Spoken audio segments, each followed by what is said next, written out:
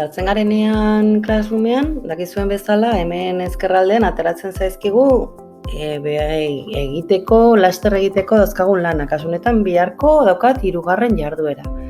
Orduan, joango naiz ikasgelako lanara eta ikusiko dut hemen lanen artean nola materialak grisez agertzen zaizkigu eta egiteko dauzkadan jarduerak pixka beste kolore batekin agertzen zaizkit. Adibidez, 2. jarduera kolore argi batekin ateratzen zait, entregatuta dudalako, lehenago egin nuelako, begiratzen badugu, hemen ikusten duguna ikusi lana, pues lan hau ja entregatuta daukat nik. Egin nezake lana entregatuta, baina igual zuzenketa bat baldin badaukat irakasleak esaten badit, aldatu hau edo beste hau, desegin nezake bidalketa, egiten badu, aldatu dokumentua eta berriro entregatu. Hori gerta daiteke, batzuetan zuzentzen digute eta berriro entregatzeko aukera daukagu. Epe barnean baldin bagaude, noski, edo irakasleak horrela ikusten badu edo esaten badigu.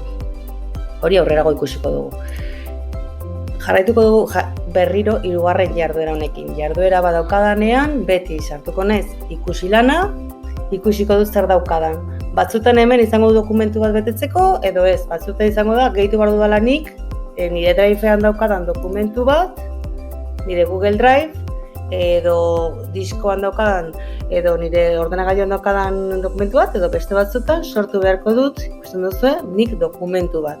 Kasu honetan ikusten duguna da, eta esaten digutanen arabera, da beti behar dudala dokumentu bat.